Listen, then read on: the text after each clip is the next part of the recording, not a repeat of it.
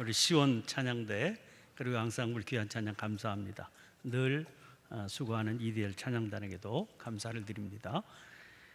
광복절인 8월 15일을 앞두고 있는 직전 주일인 오늘은 광복 기념주일이면서 동시에 북한 선교주일 그리고 남북 평화통일 공동 기도주일입니다. 광복 기념주일 또 북한 선교주일 그 이름만 가지고도 설명이 될 것 같죠. 그것에 비해서 남북 평화통일 공동 기도주일은 설명이 조금 필요할 듯 싶습니다. 남북 평화통일 공동 기도주일은 그 뿌리를 근리온 선언이라고 하는 것에 두고 있습니다.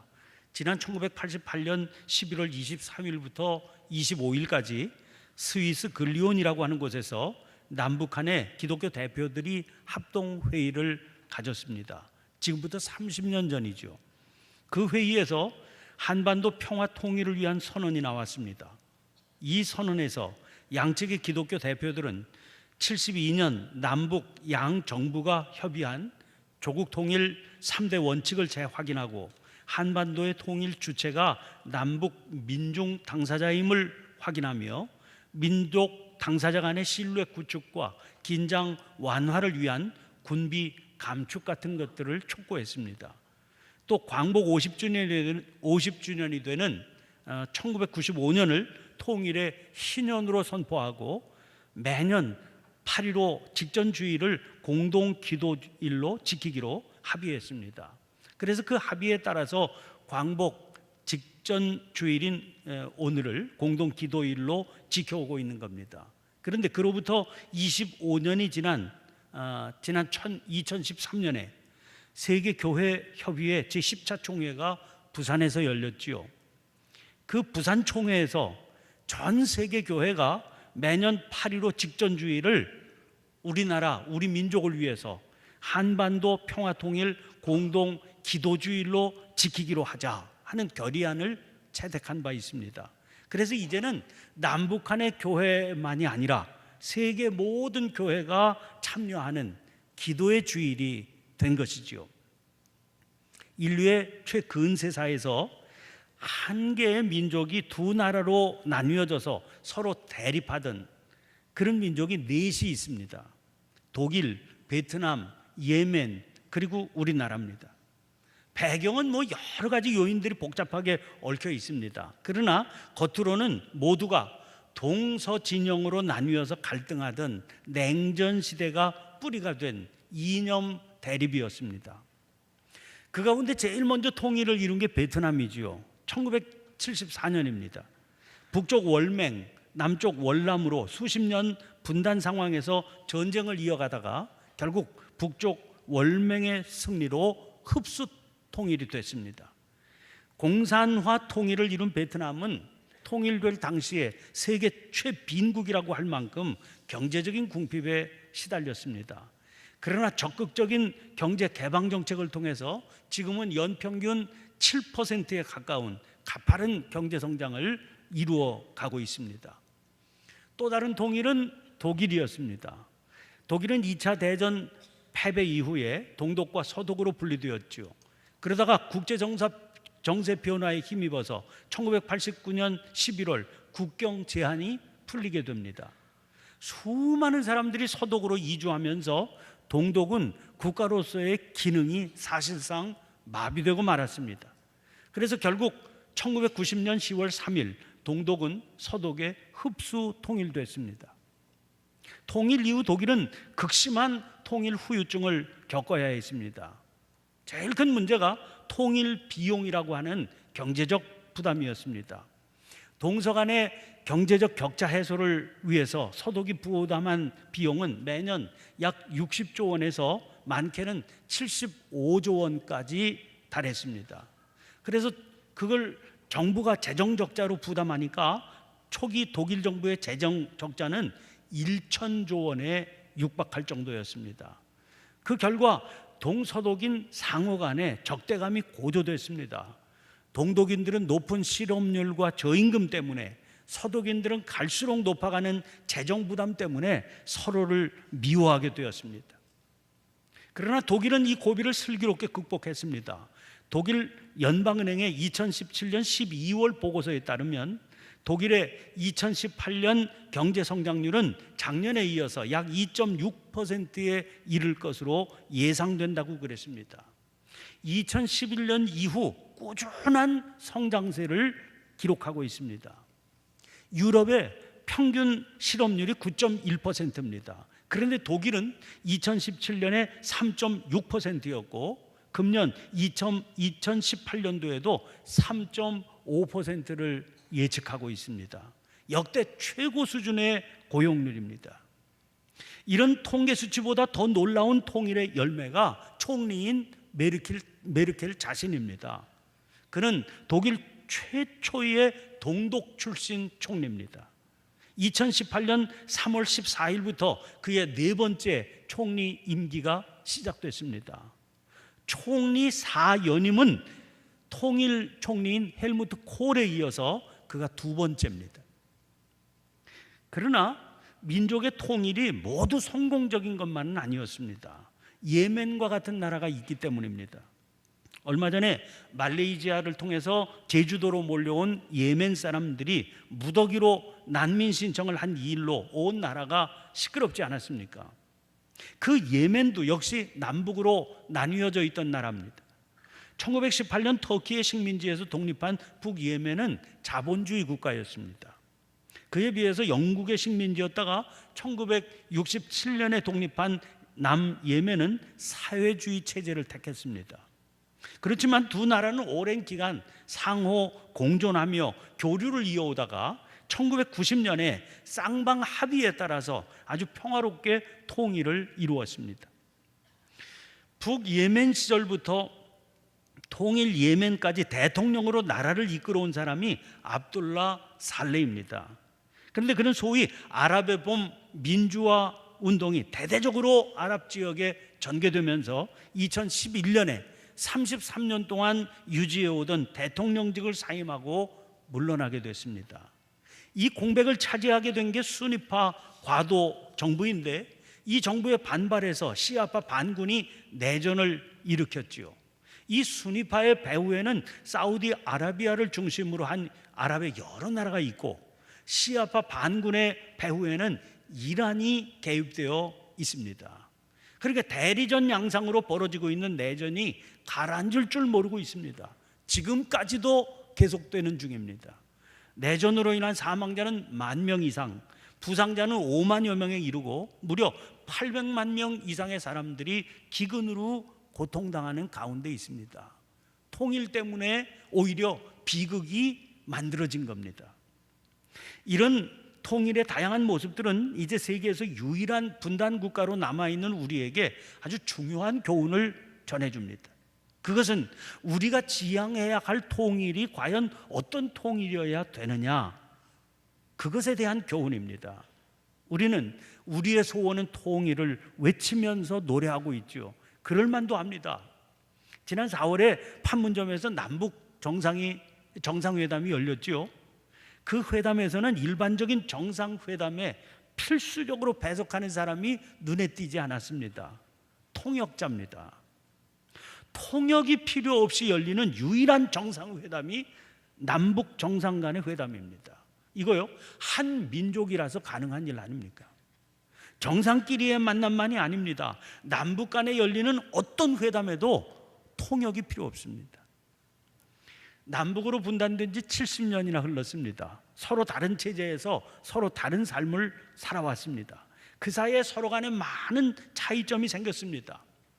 탈북해서 남쪽에 터를 잡게 된 세터민들이 겪는 고충 가운데 말로 인한 고충이 가장 큰 고통 중에 하나라고 그럽니다. 스포츠 교류가 활발해지니까 남북한 선수들이 함께 훈련받는 일이 잦아졌는데 그때도 사용하는 경기 용어가 달라서 어려움이 있다는 겁니다. 그래도 아직까지는 통역을 세울 필요까지는 없습니다. 통역만이 아닙니다. 처음에는 서먹서먹 하다가도 하루 이틀만 지나면 금세 친해져서 언니 동생 하는 사이가 됩니다. 우리가 한 민족이기 때문입니다. 그래서 우리에게 통일은 필연적이고 또 자연스러운 일이 됩니다. 그것을 가로막는 장벽은 그 어떤 것이라도 합당한 것이 아닙니다. 그러나 중요한 것은 통일 그 자체가 궁극적인 목적은 아니라는 사실입니다. 통일이 진정한 통일이 되려면 무엇을 위한 통일이 되어야 되느냐, 이걸 분명히 알고 있어야 됩니다. 이게 다른 민족들이 이룬 통일들을 통해서 우리가 배워야 될 중요한 교훈입니다. 통일만을 위한 통일은 민족 사이에 여러 가지 불평등으로 인한 미움을 낳게 할 수 있는 겁니다. 그러므로 통일 자체가 목적이 될 수가 없습니다. 그러면 통일을 통해서 우리가 이루어야 할 것이 뭐겠습니까? 통일의 궁극적인 목적은 평화입니다. 그래서 평화는 통일의 목적이 되기도 하지만 통일의 방법이기도 합니다. 전쟁을 통한 무력으로 이루어지는 통일, 억압에 의한 통일은 우리가 바라는 진정한 통일이 아니다, 그런 말입니다. 통일은 반드시 평화 통일이 되어야 되고 평화를 이루는 통일이어야 됩니다. 이런 전제 때문에 우리가 하나님의 말씀을 붙들게 되는 겁니다. 제가 신학생 시절에 자주 부르던 복음성가가 있었습니다. 가사가 이렇게 시작됩니다. 세상은 평화 원하지만 전쟁의 소문도 늘어간다. 이 모든 인간 고통 두려움뿐 그 지겨움 끝없네. 그러나 주 여기 계시니 우리가 아들 믿을 때에 그의 영으로 하나 돼. 우리가 아들 믿을 때에 그의 영으로 하나 돼. 우리 주 사랑 안에 사네. 주 우리를 하나로 회복했네. 한 집에 사는 우리 형제자매 아버지와 아들이 하나이듯 우린 하나일세. 생각하면 생각할수록 이거 대단한 가사입니다. 세상에 평화를 원하지 않는 사람, 평화를 원하지 않는 국가라는 없습니다. 그런데 참 이상한 일이지요. 누구나 목마르게 평화를 원한다고 그러는데 정작 이 땅에서 평화는 찾을 길이 없습니다. 오히려 난무하는 평화라고 한 말 속에서 정작 진짜로 들리는 것은 전쟁의 소문뿐입니다. 그래서요, 사람이 두렵고 세상이 지겹습니다. 도대체 이 요원하기만 한 평화는 어디에서 찾을 수 있겠습니까? 그런데 복음성가 가사는 갑작스럽게 주님을 노래합니다. 그리고 하나됨을 노래합니다. 그러나 주 여기 계시니 우리가 아들 믿을 때에 그의 영으로 하나 돼. 우리가 아들 믿을 때에 그의 영으로 하나 돼. 이런 비약은 어떻게 가능하겠습니까? 오늘 본문 말씀에 실려있는 에베소서 2장에서 우리는 그 이유를 찾아볼 수 있습니다. 에베소 2장 11절부터 22절까지의 본문에서 제일 많이 등장하고 있는 단어가 화평, 화목 혹은 평안, 이런 단어들입니다. 그것으로 미루어서 평화가 이 본문의 중심이요 초점임을 알 수 있지요. 그런데 오늘 본문 14절의 시작이 뭡니까? 그는 우리의 화평이신지라. 공동번역은 그리스도야말로 우리의 평화이십니다. 이렇게 이 구절을 옮기고 있습니다. 우리의 평화는 그리스도십니다. 이 말은 그리스도가 없으면 평화도 또한 없다, 그런 말입니다. 그러니까 명확해지지요. 왜 세상은 그렇게 평화를 말하고 갈구하지만 평화를 찾을 수 없는 겁니까? 평화 그 자체이신 그리스도가 없기 때문이에요. 그리스도가 없으면 평화가 없는 겁니다. 이 문제를 조금 더 깊이 살펴봅니다. 평화를 이룩하기 위해서 인류가 동원할 수 있는 수단이 어떤 것들입니까? 정치지요. 그리고 외교입니다. 가능한 한 동원할 수 있는 그런 수단들 다 총동원해서 문제를 풀어보려고 했습니다. 얼마나 큰 노력을 기울였습니까? 그러나 한 번도 성공하지 못합니다. 이쯤이면 알아채야 됩니다. 그리스도 없이 사람이 아무리 최선을 다해서 노력해도 헛수고입니다. 그런 것으로는 근본적인 문제를 해결하지 못하기 때문입니다. 그러면 도대체 인류의 평화를 깨뜨린 게 무엇입니까? 성경은 그게 죄라고 선언합니다. 인간에게 죄가 들어온 결과 두 가지 문제가 생겼습니다. 하나는 인간과 하나님 사이의 관계가 깨진 겁니다. 하나님과 동행하며 그 품 안에서 행복을 누리던 인간이 하나님의 얼굴을 피하여 숨게 되었다고 그랬습니다. 아담아, 네가 어디 있느냐? 하나님은 아담을 찾으시지만 찾으시는 하나님 앞에 아담이 선뜻 나서지 못합니다. 그 결과 인간과 인간의 관계도 깨지게 됐습니다. 가인과 아벨은 피를 나눈 형제입니다. 그런데 다른 일이 아니라 하나님 앞에 제사 드리는 문제 가지고 형이 동생을 죽입니다. 갈등과 증오와 미움이 형제 사이를 갈라놓은 겁니다. 어떻게 서로를 갈라놓는지 살펴보세요. 오늘 본문 14절에 원수된 것, 곧 중간에 막힌 담이라고 그랬습니다. 15절에는 법조문으로 된 계명의 율법이라고 그랬습니다. 예수님 당시에 대표적으로 평화를 허무는 것은 유대인이다, 이방인이다, 이런 구별입니다. 무엇으로 둘 사이를 구별했습니까? 법조문으로 된 계명의 율법이었습니다. 하나님께서 유대인이라고 하는 족속을 택해서 율법을 맡겨주신 이유가 무엇입니까? 그걸 가지고 세상을 하나님께로 돌아오게 하시려는 것이지요. 세상은 하나님의 적이 아닙니다. 당연히 유대인들의 적이 될 수도 없었습니다. 그런데 유대인들은 그 섬기고 돌이키게 하라고 맡겨주신 율법을 가지고 오히려 막힌 담으로 만들었습니다. 섬기고 돌이키게 해야 될 대상을 그 담 바깥에 두고 적으로 삼고 원수로 삼았습니다. 예수님께서 십자가에 달리신 것은 그 중간에 막힌 담을 당신의 육체로 허신 일입니다. 이제 막힌 담이었던 율법은 십자가로 말미암아 무너졌습니다. 원수되었던 것은 십자가로 소멸됐습니다. 막힌 담으로 인해서 유대인들도 이방인들도 하나님 앞으로 나아갈 수 없었습니다. 그러나 이제 주님께서 친히 당신의 몸으로 그 막힌 담을 허셨습니다. 오늘 본문 18절 말씀입니다. 이는 그로 말미암아 우리 둘이 한 성령 안에서 아버지께 나아감을 얻게 하려 하심이라. 새 번역은 이 구절이 이렇게 되어 있습니다. 이방 사람과 유대 사람 양쪽 모두 그리스도를 통하여 한 성령 안에서 아버지께 나아가게 되었습니다. 자, 우리는 어떻습니까? 저는 휴전선 철책이 있는 강원도 철원 지역에서 목회를 하면서 30대 시절을 보냈습니다. 한참 그 시기는 콘크리트 장벽을 쌓아가면서 분단을 공고히 해가던 시기였습니다. 어쩌다 전방에 들어갈 기회가 있어서 장벽 위에 올라가 보면 가끔 그 장벽 아래쪽에서 그 비무장 시대에 사는 노루 같은 짐승들이 나타날 때가 있었습니다. 그 짐승들이 저를 멀리서 쳐다보다가 한가롭게 북쪽으로 사라져 가곤 했습니다. 그때 그 짐승들의 저를 바라보는 시선이 굉장히 불쌍히 여기는 것 같이 느껴졌습니다. 너 만물의 영장이라고 하는 사람이냐? 하는 짓은 우리들보다 한참 어리석구나, 그렇게 말하는 것처럼 느껴졌어요. 우리는 북쪽으로 아무 때나 갈 수 있다, 그리고 사라져 갑니다. 눈에 보이는 담은 철책이고 장벽이지요.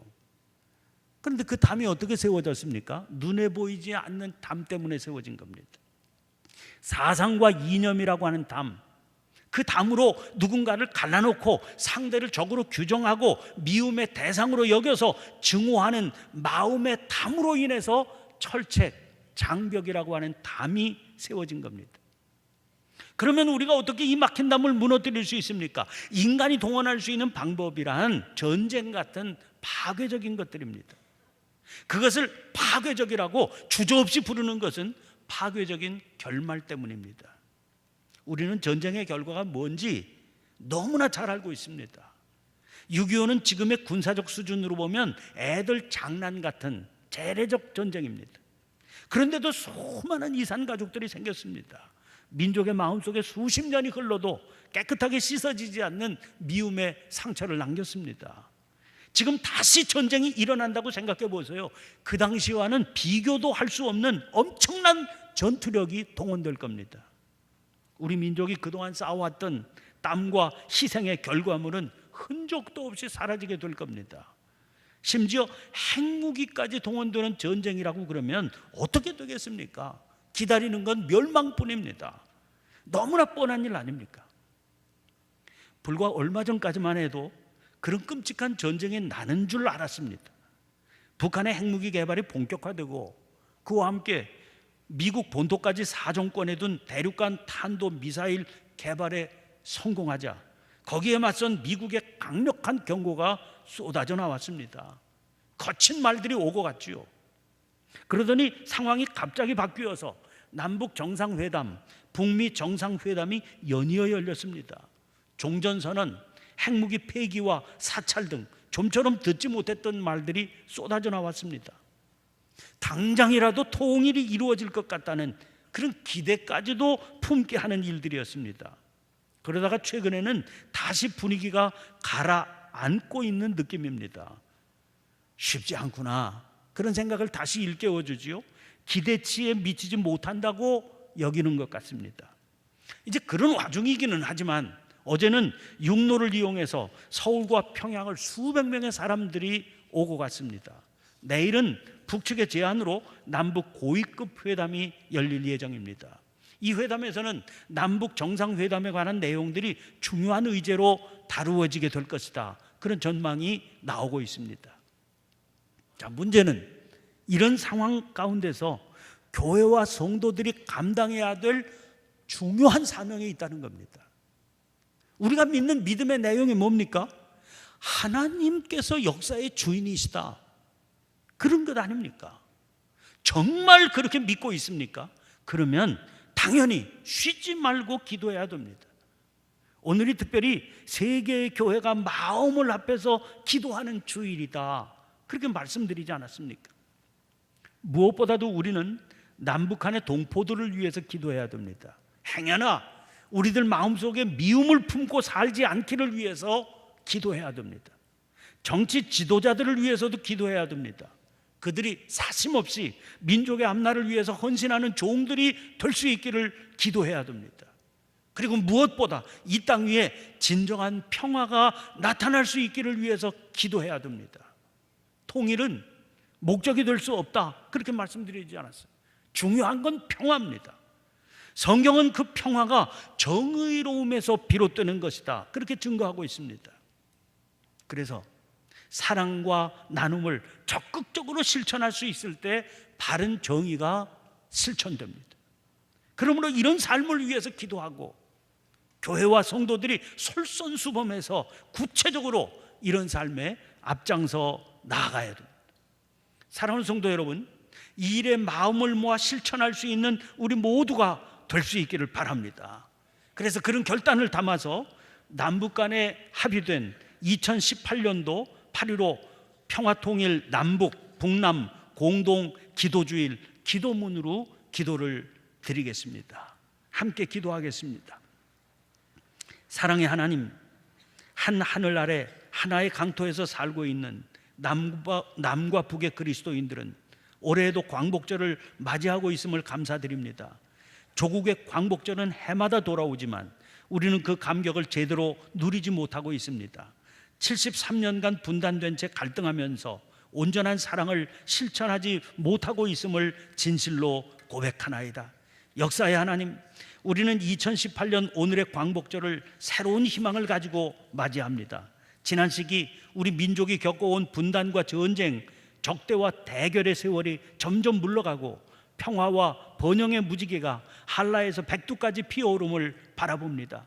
역사의 주관자이신 하나님께서 이 땅의 평화와 통일, 번영의 새 역사가 펼쳐지도록 인도하여 주시옵소서. 평화의 하나님, 분단과 갈등의 대명사였던 판문점에서 역사적인 남북 정상의 상봉과 회담이 진행되고 판문점 선언이 채택되어 마침내 남과 북은 화해의 길로 나아가게 되었습니다. 그러나 분단의 장벽과 전쟁의 불씨들은 여전히 남아 있습니다.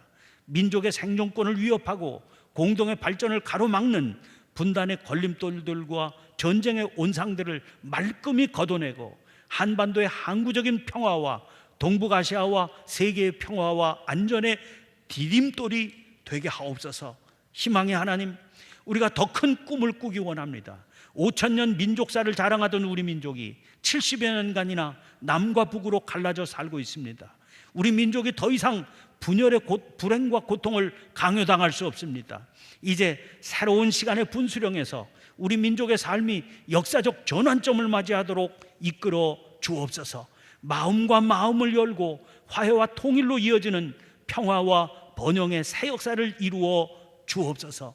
창조의 하나님, 믿음의 눈으로 보니 분열과 대결의 상징이었던 판문점이 평화와 통일, 번영의 시작점으로 존재합니다. 이제 그곳에서 맺은 평화의 선언이 활짝 꽃피어 온 결의가 그처럼 바라던 평화와 통일의 열매가 주렁지도록 이끌어 주옵소서. 남과 북, 해외의 모든 그리스도인들이 한반도의 평화와 통일, 번영을 위해 힘써 일하도록 힘과 지혜와 용기를 주시고 전 세계 그리스도인들이 적극 지지에 나서도록 역사하여 주옵소서. 주 예수 그리스도의 이름으로 기도합니다. 아멘.